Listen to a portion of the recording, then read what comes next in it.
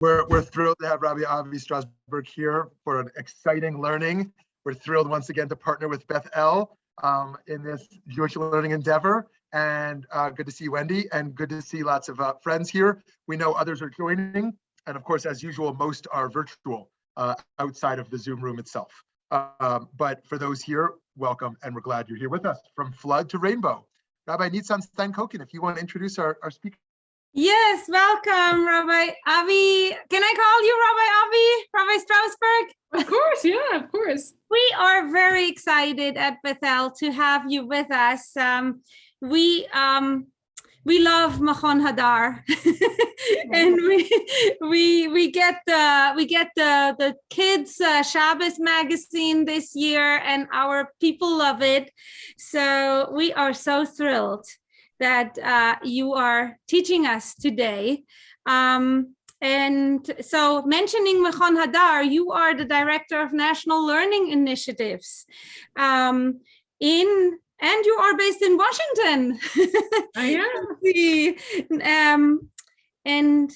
You got your rabbinic ordination from Hebrew College in Boston, a wonderful place. I had the merit to study there for 2 years too. It's and you are also a Wexner Graduate Fellow.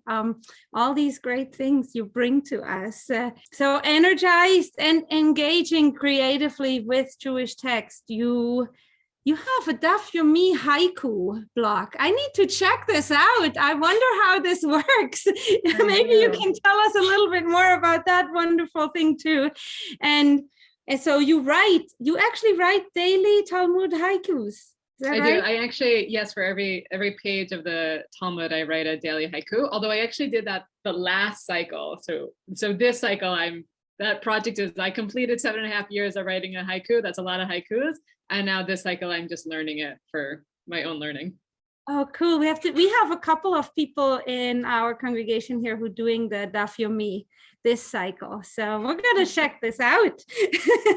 And you have a poetry block, Faith in the Fire, inspired by the Eish Kodesh, right? The Hasidic work, Yes. who wrote during the Shoah, perished in the Shoah. Very intense stuff. This is all wonderful. We are so curious what you brought to us today then. I want to invite you to teach us. Wonderful. Well, thank you so much for that intro. And it's such a pleasure to be with you here today. I'm excited to share with you one of my favorite texts, really, truly one of my favorite Midrashim that has just been very much with me for the past 2 years since the beginning of the pandemic. I started learning it and thinking about it at the beginning of the pandemic 2 years ago. And I find every time I come back to this text, it is fortunately, unfortunately, still very relevant for me. So I'm excited to learn it with you at this moment that we're in, and to hear your thoughts and to hear how it's resonating with you. So I'll say my colleague at Hadar, Rabbi Avi Killip, another female, another rabbi at Hadar, but not me, Rabbi Avi Killip, she introduced me at the beginning of the pandemic back in March 2020 to the idea of thinking about the pandemic through the lens of Noah and the flood. And the idea that at the beginning of the pandemic back in March, if you can remember back that far, we went into our arks. We took on a sort of a sense of self-quarantine to stay safe, to protect ourselves, to protect others. And I think at that time, we didn't know how long it was going to be, but maybe we thought it was going to be to the end of March or to the end of April. We thought we were doing this thing that was finite for a short amount of time, and then we would get to come out. And then months went by, the summer went by, and the fall went by. And 2 years later, we find ourselves still, in a sense, some of us feeling like we are in the ark, wondering when we are going to emerge, wondering what the world is going to look like when we emerge, wondering when it's going to be safe. And I'll say for me in my own life, I think everyone sort of experiences this arc and this reemergence in different ways. But I feel like in the past couple of years, there have been a couple of moments of thinking we were beginning to emerge. Last summer, once, my wife and I were both fully vaccinated, I think we thought that was a bit of an emergence. And then there was the Delta variant and we felt like we were going back in. Or in the fall, we had our kids home the first year. In the fall, our kids went back to school and we felt like, oh, again, we're re-emerging. And then we have Omicron again. So I think that I want to turn to the text from the Torah, turn to the flood, and I want to look at it through the lens of the pandemic, with the question of what does it look like, using this as a metaphor, what does it look like thinking about reemergence? What is the world that we are reemerging to? When will we know that it's safe to come out? And what is that process going to be like? So just to remind you a little bit, in the Torah tells us of the near destruction of the earth by the flood. We read, for 40 days and 40 nights, the floodgates of the skies burst open. And then also all existence on earth was blotted out, a total near destruction. The Torah tells us all flesh on earth that stirred perished, birds and cattle, beasts, and all the things that swarmed upon the earth, and all of mankind, all in whose nostrils was the merest breath of life, all that was on dry land died. So just during the flood, a total devastation. And meanwhile, what's happening? Noah and his family and these animals, this select small group of people are safe and holed up in the ark.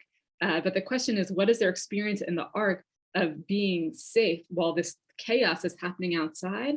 And what do you imagine it's going to be like for them to reemerge and to come out of the ark? The last thing I want to say by way of introduction is the Torah doesn't really tell us what it's going to be like. The Torah says, and then it was time for them to go out, and eventually Noah goes out. And then what happens, if you remember in the Torah, just a few chapters later, we have the Tower of Babel, Migdal Babel.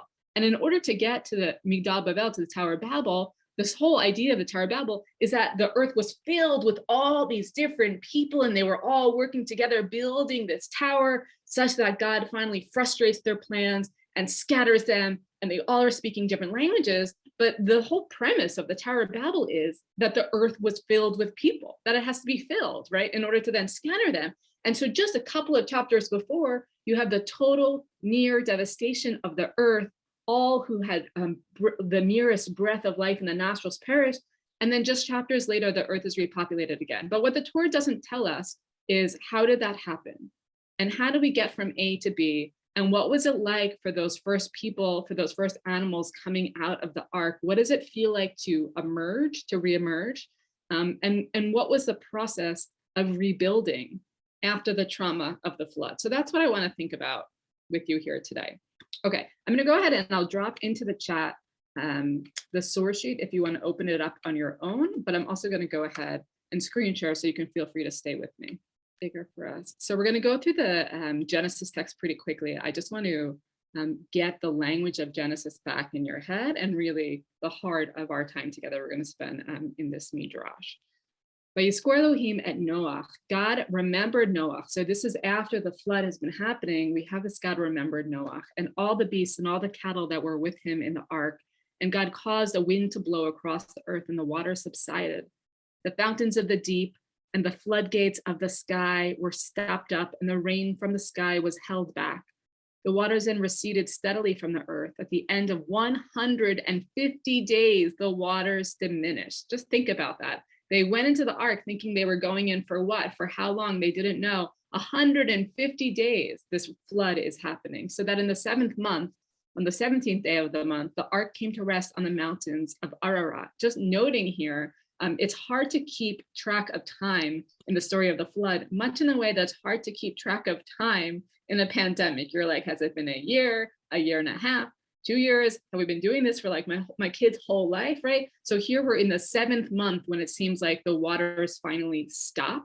And let's keep track of how long it's going to take. 7th month it stops, but when are they actually going to come out of the ark? They're still in there. The waters went on diminishing until the 10th month. It stops in the 7th month. 3 months go by and the waters are still diminishing in the 10th month. In the 10th month, on the 1st of the month, the tops of the mountains become visible. So flooded was the earth that the mountains were covered. At the end of 40 days, Noah opened the window of the ark that he had made, and he sent out the raven. Here's the question. The waters have now stopped for 3 months. The waters are diminishing a little bit, but Noah still doesn't know what's going on out there. Is it safe for me to come out of the ark? When can I come out? So he opens the window, he sends out the raven, and it goes to and fro until the waters had dried up from the earth. I just want you to see the language there in the Hebrew. Ve'shalach et ha'orev vayetze yatso v'shov. Yatso v'shov. We're going to come back to that in the Midrash. The raven goes back and forth, and the raven never comes back. Then he sent out the dove to see whether the waters had decreased from the surface of the ground. So first Noach is testing the water, so to speak. Noach sent out the raven goes back and forth and never comes back. And then he has to send out someone else. So he sends out the dove. The dove, however, could not find a resting place for its foot and returned to him to the ark where there was water over all of the earth. So putting out its hand, he took it into the ark with him. Really a beautiful image when you think about it. This dove returning from this desolated world still covered in water and landing on Noach's hand so that Noach can bring it back into the ark. He waited another 7 days.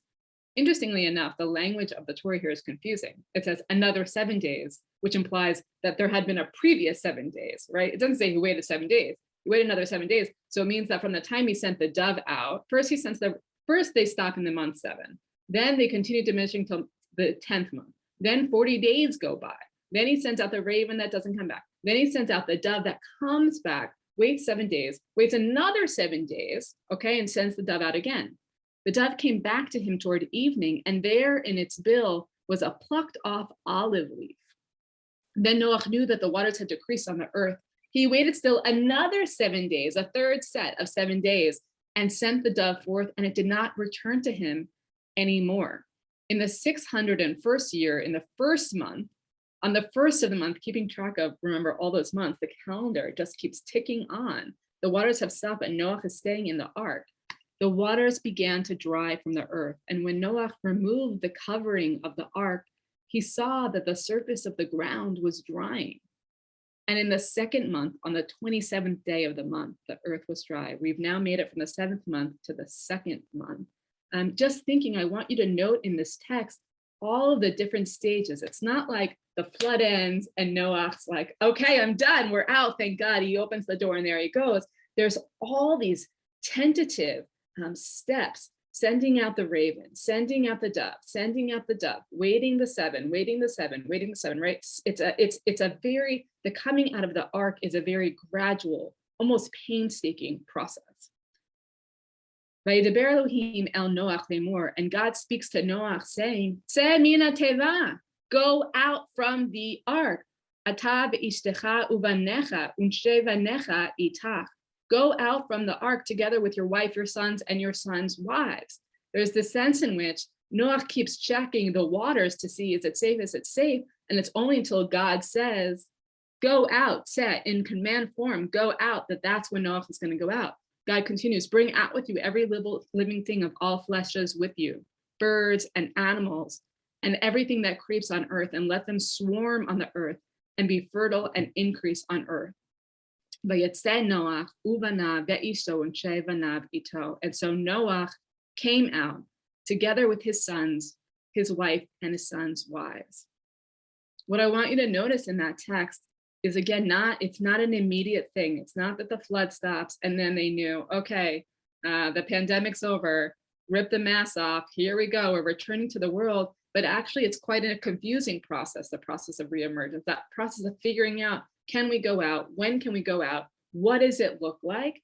It's not so clear. And that even when perhaps it was safe for Noach to go out, when the waters receded, the waters stopped, right? First the waters had to stop, then the waters had to recede, and now the waters are dry. He knows that the dove has found solid land, but still Noach doesn't leave the ark. There's a hesitancy there. It's only when God commands him that Noach goes out. I want to briefly share with you this Midrash, this interpretation from Genesis Rabbah. So Genesis Rabbah says, quoting from the book from Ecclesiastes, to everything there is a season and a time to every purpose. There's a time for everything. Zman haya leNoach likanes leteva. There's a time for Noach to go into the ark, quoting Genesis, that God says, Bo ata v'chol beitecha el teva. God says, come you and all of your household into the ark. Uzman haya lo sheyitzeh mimenu. And there was also a time for Noach to go out of the ark. How do we know? Shene'emar tzeh min hateva, that God says in command form, go out from the ark. But the Midrash says, Velo kibel alav litzet. But Noach didn't accept the command to go out. Noach didn't agree to it. Why not? Noach says, am I to go out and to be fruitful and to multiply for a curse? Meaning Noach is afraid to go out of the ark, that the grounds are dry, it's safe. God commands him, go out, and Noach is still resisting. Go out, Noach, it's as if Noach says back to God, what am I going to go out for? You're sending me out to this destroyed world. I'm going to go out to a destroyed world. I'm going to be fruitful. I'm going to multiply. I'm going to put my energies towards rebuilding the earth. And for what? So that you can do this again? So that I'm going to have to face destruction again? It's like it's finally safe to go out and he doesn't have the will. He doesn't have the energy. He doesn't trust. He's afraid to go out. And so until the Holy One swore to him that the Holy One would not bring another flood upon the world, as it says, quoting, for this is the waters of Noach to me, for as I have sworn that the waters of Noach should no more go over the earth. Quoting from the book of Isaiah, and we also have this promise in Genesis, it's only when Noach forces God, this is Midrash, this is interpretation, it's only when Noach forces God to promise never to destroy the earth again, never to bring another flood like this again, that's when Noach agrees to go out. But that actually the process of going out for Noach is a very tentative one. It's a scary one. You know, there's a sense in which it was easier for Noach to go into the ark, even though he didn't know how long he was going to be in there. But when it comes to coming out of the ark, it's quite a difficult thing. I want to let you sit with that a little bit. And so the question, I just want to keep bringing it back to thinking about using the flood as a framework for the moment that we're in now. What did it feel like to go into the ark back in 2020? And what's it going to look like? Do you feel like you're still in the ark now? Do you feel like you've started making those tentative steps out? What's it going to take for you to feel like it's time? What's it going to take for you to feel like it's safe? And what is that process of rebuilding the world going to look like for you? So just questions for you to think about. I want to turn now to what I hope you'll find, what I find, a beautiful, beautiful modern Midrash. This is written by Tamar Biala. Tamar Biala wrote this Midrash, The Raven and the Dove. She is also the co-editor of a compilation of Midrashim that are published together in a book called Dirshuni, which means interpret me or find me, demand of me, Dirshuni, which is a collection of Midrashim all written by different Israeli women, feminist, modern Midrash. I encourage you to check out the collection. It was actually just published. It's been available in Hebrew for years, and she just finally released a translation of these Midrashim in English, so that's very exciting. The thing that I just want to lift up about this collection of Midrashim is feminist Midrashim, and specifically this Midrash, what makes them feminist? I think there's a lot of different answers to what makes a Midrash, what makes an interpretation feminist. One of the answers here is raising up voices and perspectives that we don't normally get in the Torah text. Voices and perspectives that either are silent or missing or are glossed over. Oftentimes those are the voices of women or of other peoples whose perspectives are not the focus of the Torah. In this particular text, the interesting perspective that we're raising up is going to be the perspective of the dove and the raven. We are so focused as human beings on what, assuming we even slow down to ask the question, what would it be like for Noach to come out of the ark? I would certainly, as a human being, I would be interested in the perspective of Noach and his family. What is it like for Noach and his family to come out? Tamar asked the question in this Midrash, what was it like for the dove and for the raven to come out of the ark? For that raven to be the very first creature to leave the ark and to see this deserted wasteland, what was it like for the dove? And so that's what we're gonna look at, and we're gonna use this Midrash as a window into what is it like moving on from trauma? What is it like rebuilding after a crisis? And I want to say, in addition to using this Midrash as a framework for thinking about our current moment, I also want to give context to say Tamar wrote this Midrash as a reflection on thinking about the post-trauma of the Holocaust and survivors of Holocaust and what that experience would have been like. So you can also have that in your mind as we're reading it. Okay, here we go. We're going to jump into it. Nishala lehem bebeit midrash elofot hashamayim. A question was asked in the Beit Midrash, in the house of learning of the birds of the sky. Just sort of a beautiful opening image to imagine that there's a Beit Midrash, there's a house of learning. Normally, where do we think houses of learning are happening? They're happening on earth with people that are learning in them. And here Tamar has created this beautiful image that there's a Beit Midrash, there's a house of study that's up in the sky. And who's studying there? The birds. And here's the question: when birds are learning, when birds are studying, what do they ask? What kind of questions do they ask? Obviously, people ask questions about people, and birds, they're going to ask questions about birds. So Nishalala had the Beit Midrash, a question was asked. The raven and the dove, which Noach sent out from the window, Ma'ala bigorlam, whatever became of them? We don't hear what happens to them in the text. After all, of the raven it is written, it went off, going off and returning. That was that line I read for you in the Hebrew. It went off and returning until the waters were dried up from upon the earth. But it doesn't say what became of him. And as for the dove, it's written, so she returned to him into the ark, where there was water upon the face of all of the earth. And later on it said, but she returned to him again no more. And it doesn't say where she went or what became of her. The second time when the dove goes out, or really the third time when the dove goes out, we don't know what happened to the dove. And so that's what the birds want to know.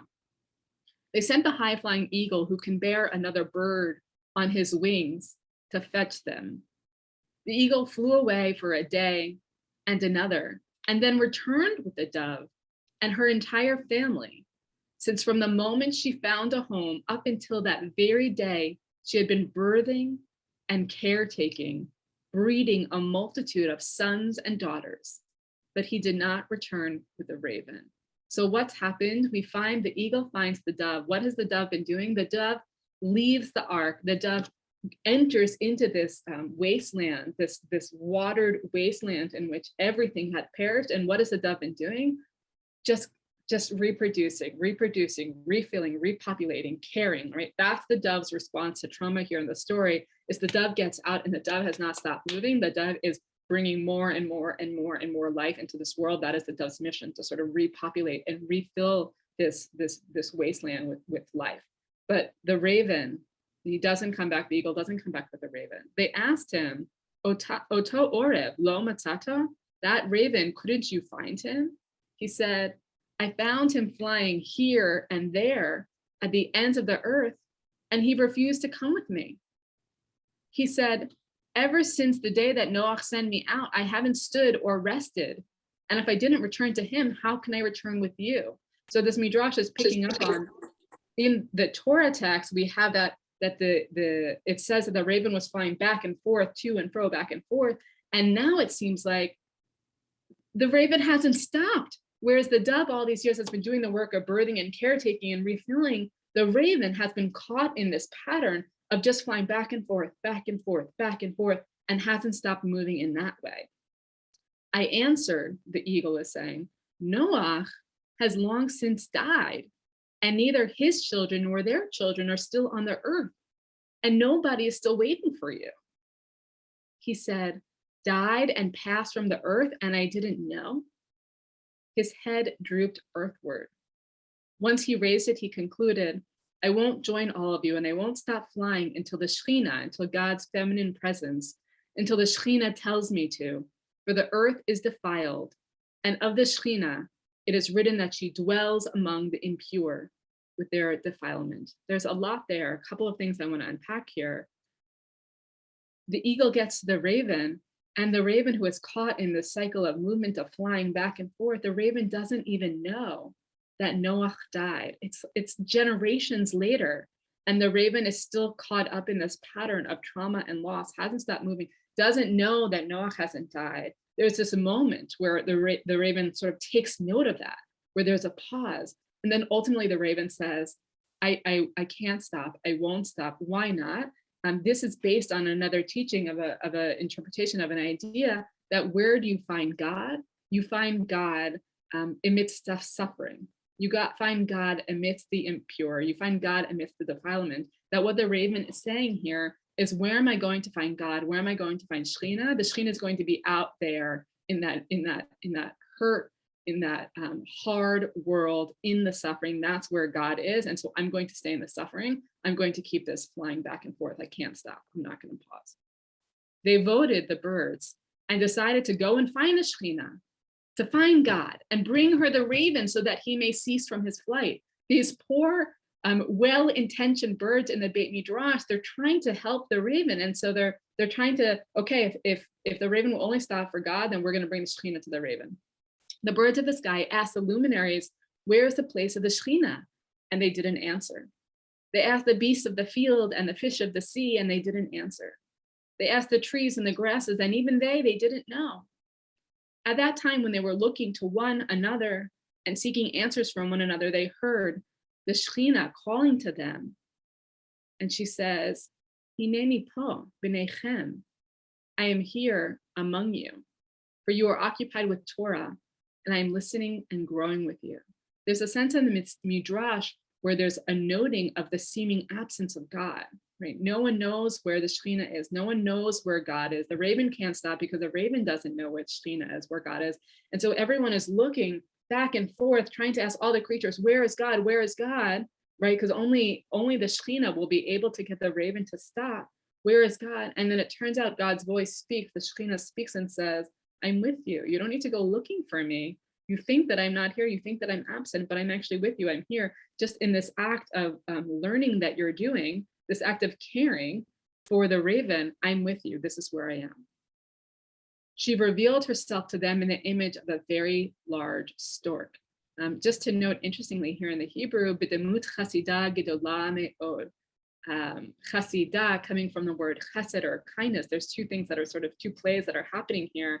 Is, of course, everyone in the story, including God, is personified as a bird. What kind of bird does the author choose to personify the Shekhinah as a chasidah, as a stork? You both have the imagery of a stork, the caretaker, the one who brings life, who brings new babies into the world, but also the chasidah, the stork that shares that same root of chesed, of kindness, God as the bringer of life and kindness here.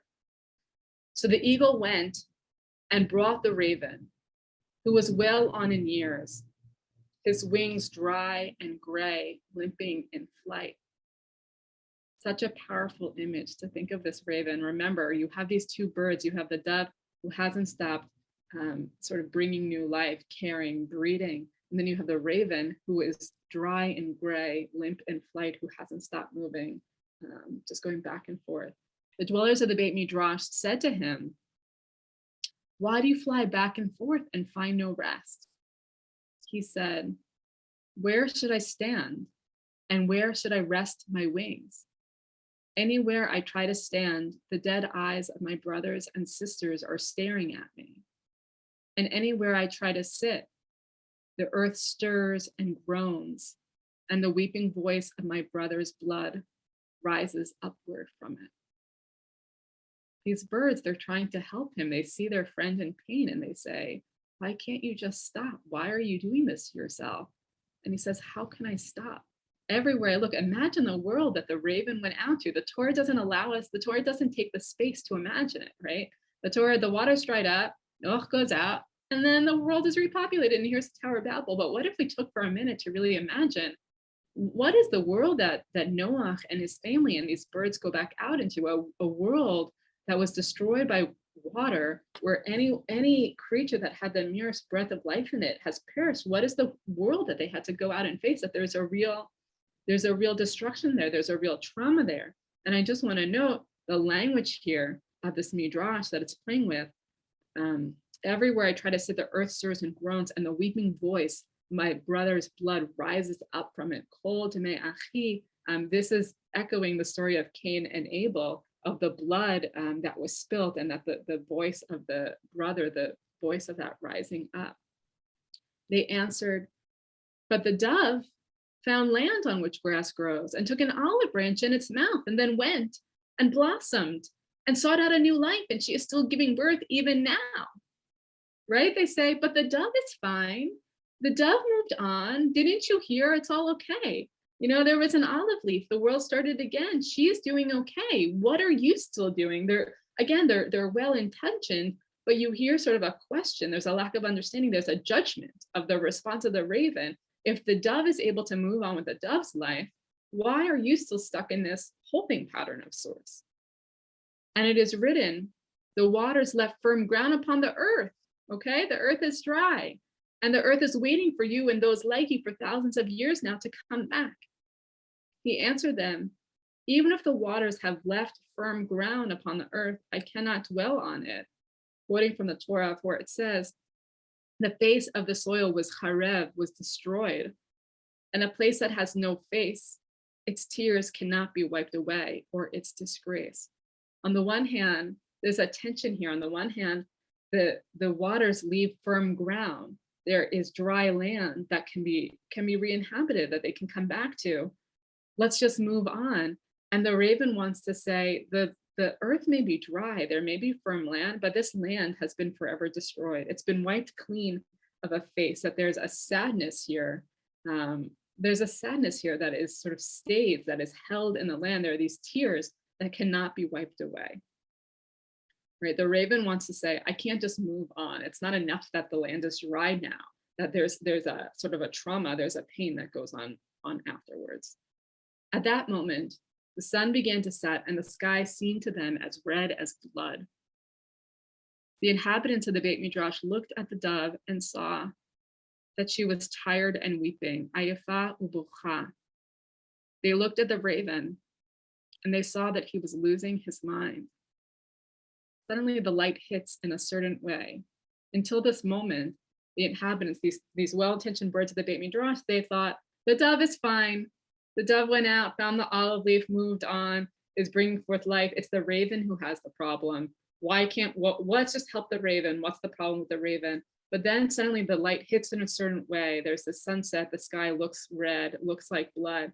And then they realize, oh, everything's actually not okay. That the dove is also carrying trauma. The dove is also, this is just another response to trauma that the dove is manifesting, that the dove is crying and exhausted and also hasn't stopped moving, that the work of caretaking is another way of continuing to move, and that the raven, in the raven's pattern of going back and forth, has also not stopped moving, that the raven, as we say, is going out of his mind. They looked to the Shekhinah and saw that she was spreading her wings, and they were large, and a warming wind arose from them.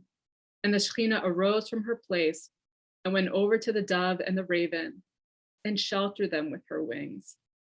And the raven ceased his flight. The dove's soul was rested.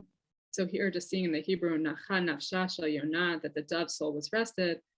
This language of the soul being rested is normally sort of like an expression for, and the dove died at that moment. That's like, where does the soul find rest? The soul finds rest in death.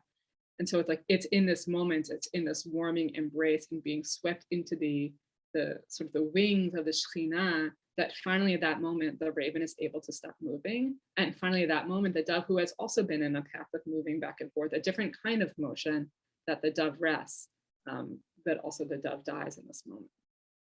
The Yesh Omrim, and there are some that say that at that moment, one could hear the murmuring of the Shekhinah, who was saying to those birds who dwelt in the Beit Midrash, Ma lanu etzel Yonah ve'orev. What do we know about the dove and the raven? We are not doves or ravens, and it wasn't we who were sent out from that window to go and look. It's beautiful last line. I just want to read it one more time for you. At this moment where the Shekhinah envelopes them in her embrace, where the raven stops moving, the dove at this moment dies, the dove finds rest. Ma lanu etzel Yonah ve'orev. What do we know about the dove and raven? We don't know. We are not doves. We are not the ravens. And it wasn't we weren't the ones who were sent out from that window to go and look.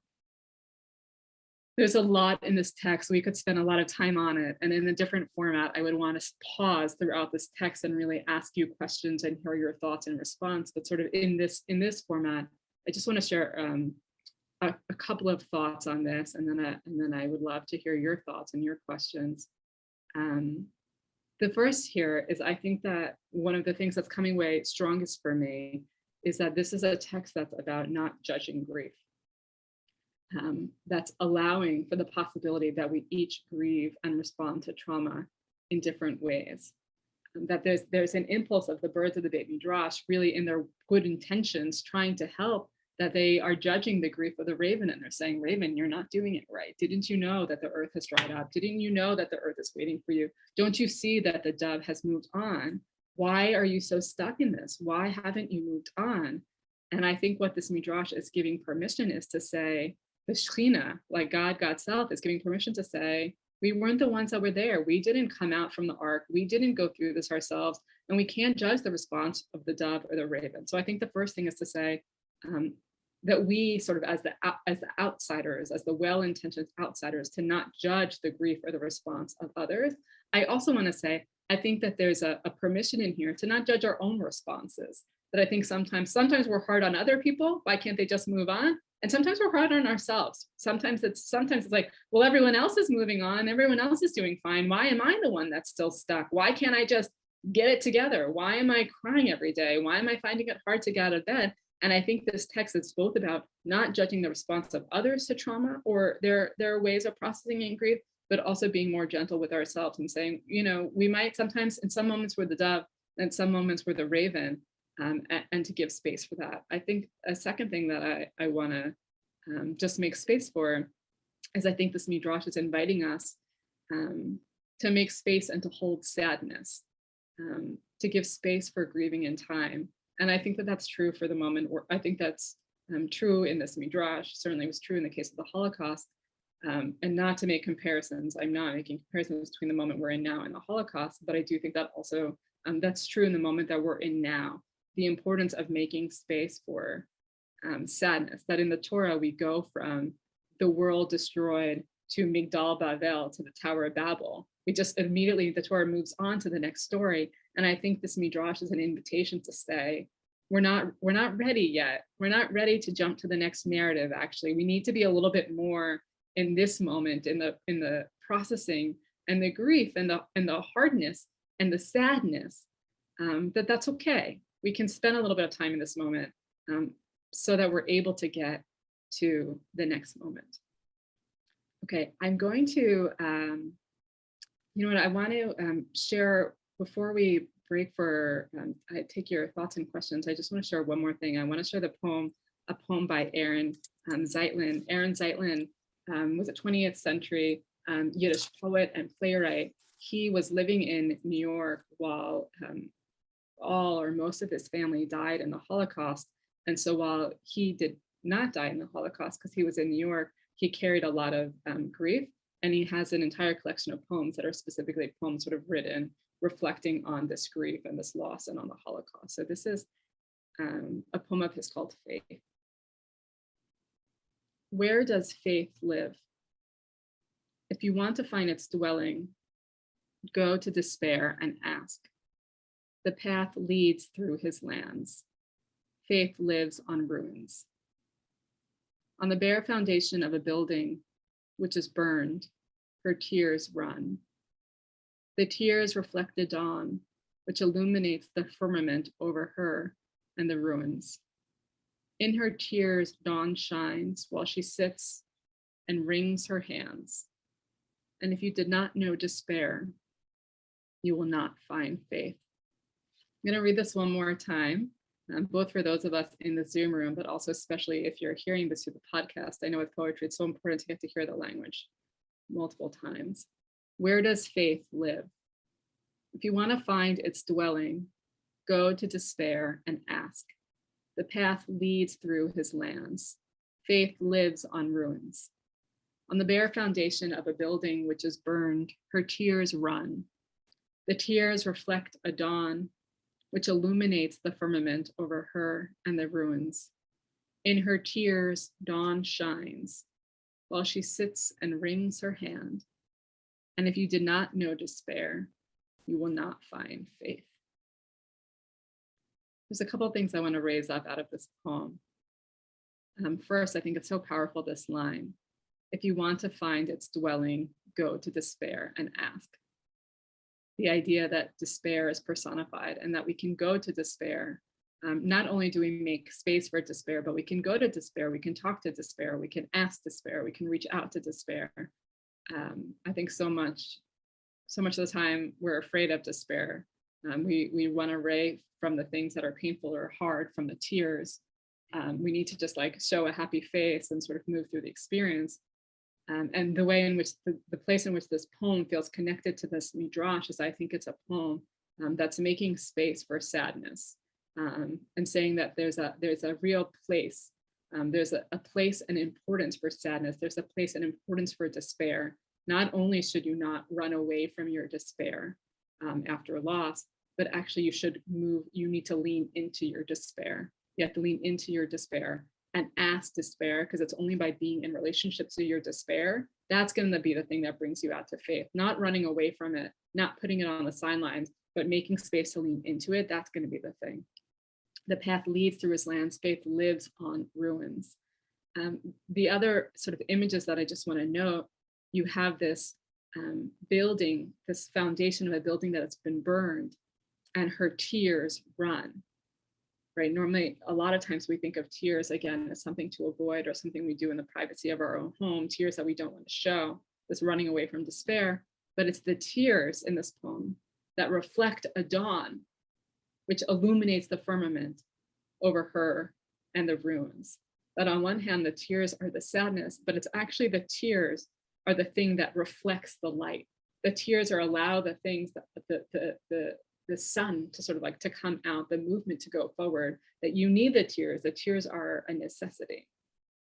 This last line, and if you did not know despair, you will not know faith. So the interconnectedness of despair and faith,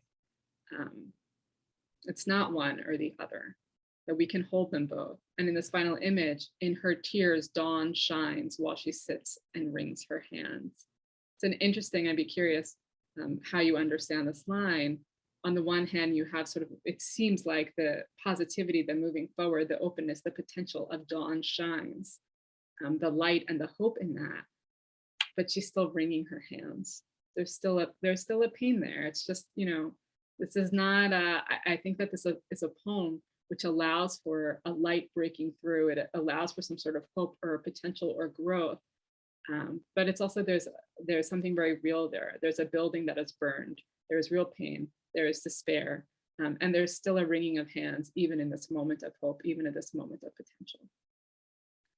Okay, I know that was a lot to hold. Sort of, we've just reminding you of where we've gone. We started out with Noah and his family going into the ark, not knowing how long they were going in for, just sort of packing up and trusting and going in, being in the safe ark while the world around them is ravaged, not knowing what they were going to find when they come out. Finally, the water stopped, and this slow process of first the water stop, then the waters recede, then the earth begins to dry up, sending out the raven, sending out the dove, the waiting of the days and the days and the days and the days. And then even when it's safe, it's only when God commands that finally Noah goes out, right? This tentative reemergence.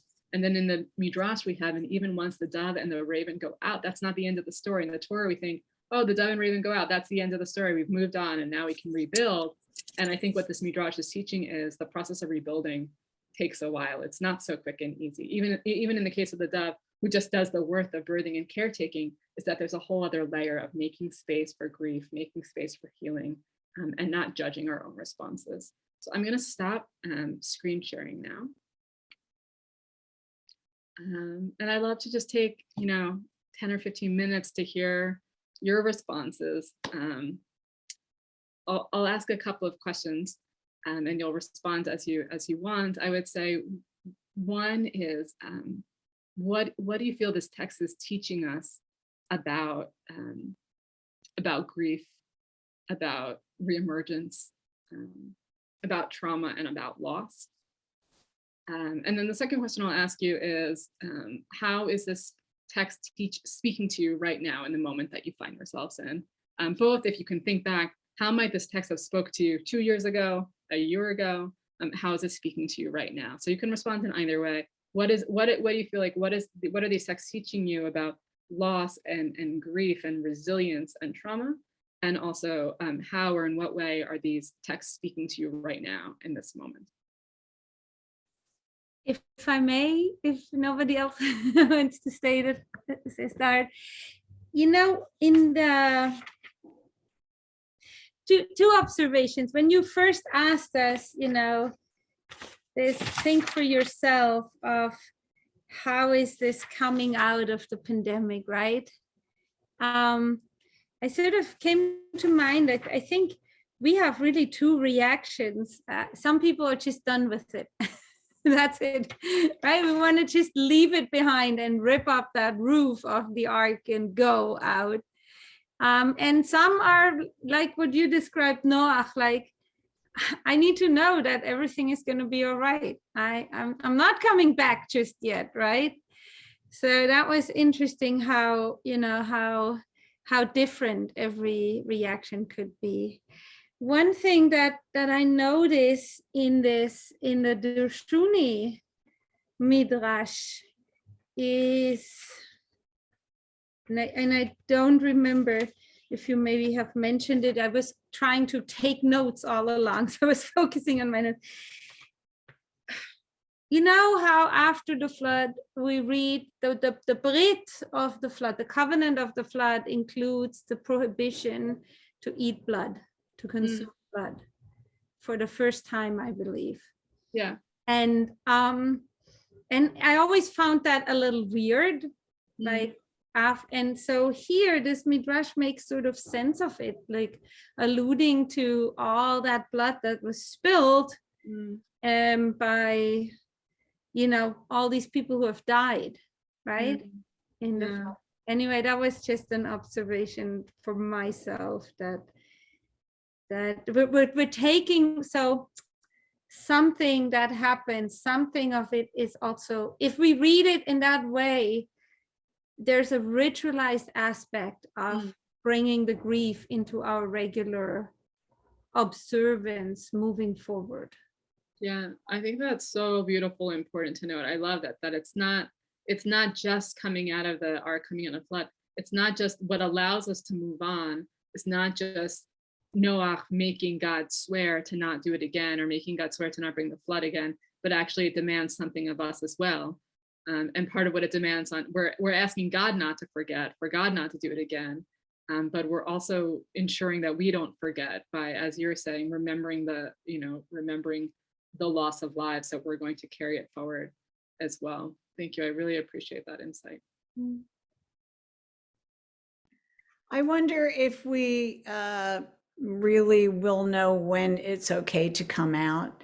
And I believe things are going to be different forever moving forward. And that's a scary thing for people, And so I'm with Noah. I'm not going out of the ark, right, until I know. But life is going to be different moving forward. So I'm not sure we really know when it's okay to come out. And I think it's going to be a very individualistic thing. And I think that what I've thought about here with what you've presented is that we have to be really gentle with each other. And I don't know that I'm noticing that going out. I think people are a little bit not gentle. Let's put it that way. So yeah. But if somebody gets a note from the Shekhinah says it's okay, will you text me? And will that be enough? If the Shekhinah is there and says it's okay, I'll try. I also was just tickled that the Shekhinah has wings in the bird story, right? The Shekhinah is one of those creatures with wings, a winged creature. Yeah. I noticed that Lauren put in the chat, in terms of the pandemic, the waters have not yet completely receded. So I thought that was a great way to word that. Yeah, thank you for lifting up that comment from Lauren. I mean, I think that connects to all of your comments, to Rabbi Nitzan and to Wendy.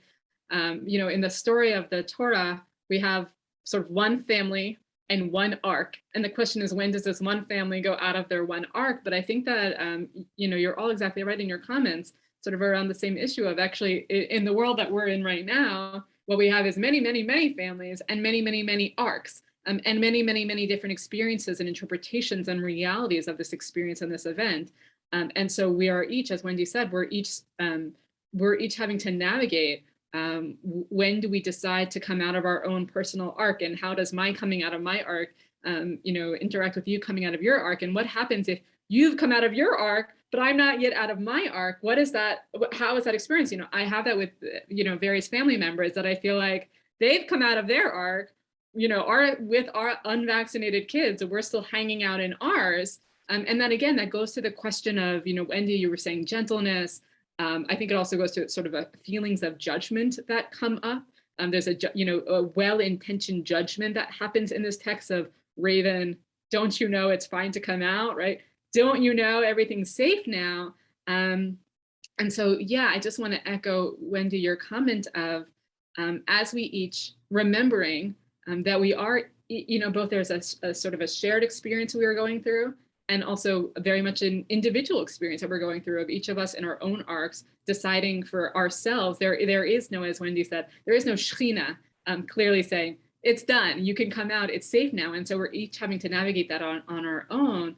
And just as Wendy was saying, lifting up being gentle, both with ourselves of not knowing that, seeing in our own hesitancy, the hesitancy that we see in Noah, that it's okay to not know, it's okay to be unsure.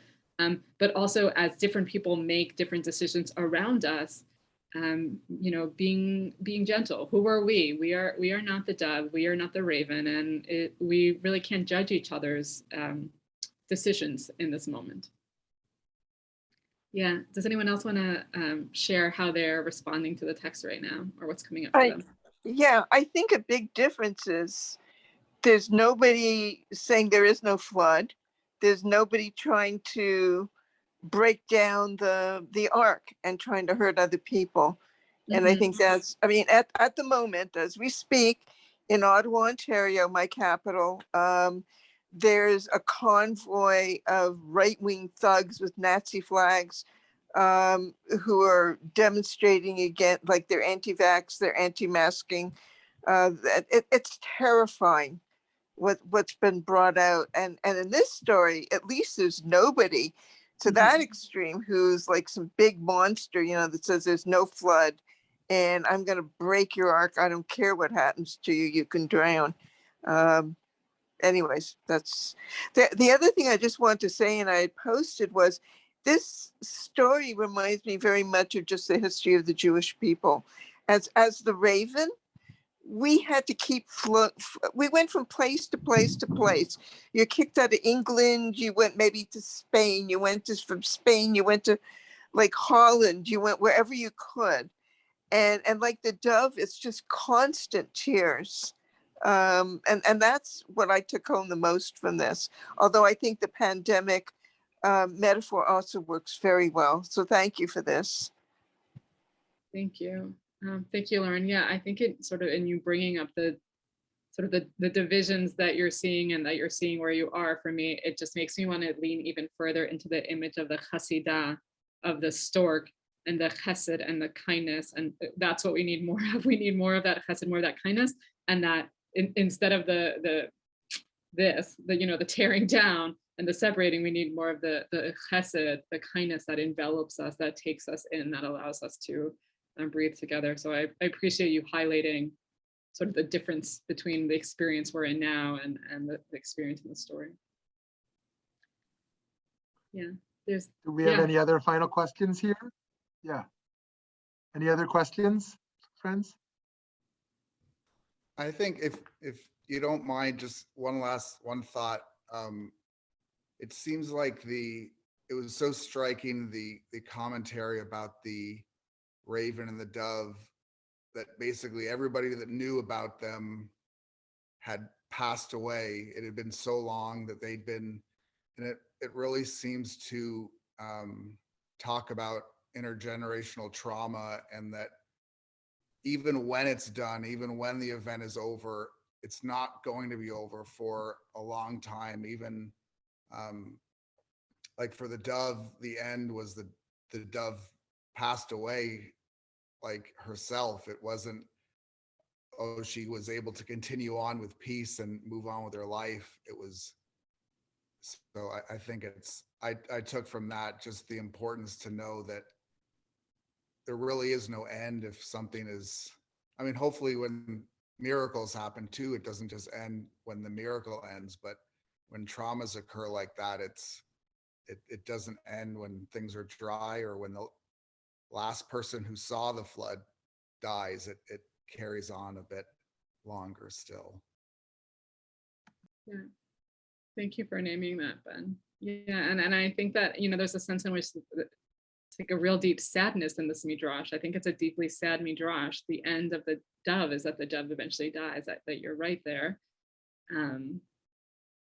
And so then for me, it feels like it's what this Midrash is pushing us to do, is to lean into kindness, to lead into gentleness, to lean into understanding, and just a real emphasis on care, that it's not just about showing up for each other during the event, during the trauma, but that actually there's a care that is required afterwards, that we don't come, whenever we do come out of the ark, it's not like we come out and then it's over, but actually that we're going to have to keep asking after each other, caring for each other, and being with each other as we continue to go on after this.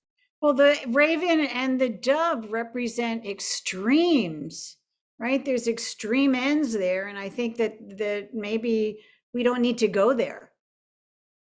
We can be on this, on a like a scale, but we don't have to be at the extreme ends, because there's just the poor dove, the poor raven, your heart breaks for both of them. Yeah. But we don't have to be in that space. We can bring it back a bit and be a little bit more just not extreme. Thanks, Wendy. Amazing.